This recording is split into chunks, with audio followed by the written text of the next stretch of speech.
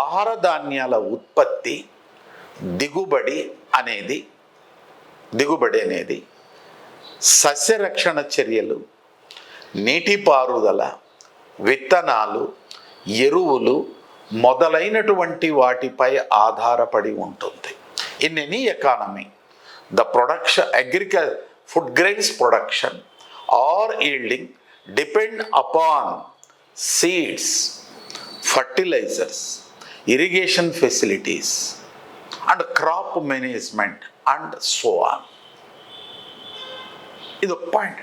ఇక్కడ చూడండి, భారత ప్రభుత్వము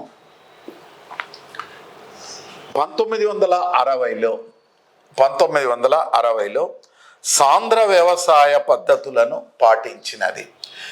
in the year 1960 the government of India first time adapted intensive cultivation practice.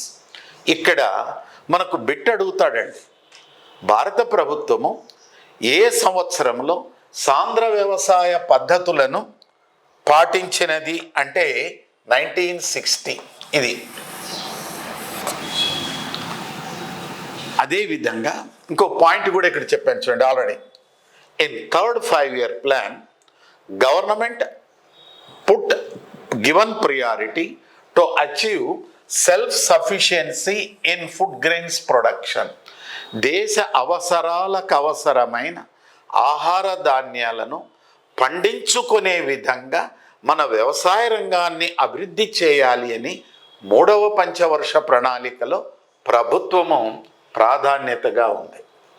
ఈ నేపథ్యంలో 1960లో సాంద్ర వ్యవసాయ జిల్లాల పథకాన్ని ఒక పైలట్ పథకముగా ప్రకటించింది. In 1960 the government of India launched intensive agricultural district program as a pilot programme. ఈ పథకాన్ని ఆంధ్రప్రదేశ్లో పశ్చిమ గోదావరిలో అమలు పరచినది. In the year 1964-65 the government of India launched intensive agricultural area programme to propagate the intensive cultivation in the country. Okay, 1965లో high yielding varieties కార్యక్రమాన్ని ప్రకటించినది. In the year 1965 multiple cropping, బహుళ పంటలు అంటే వ్యవసాయదారులు అనేక రకాలైనటువంటి పంటలను ప్రకటించే విధంగా చర్యలు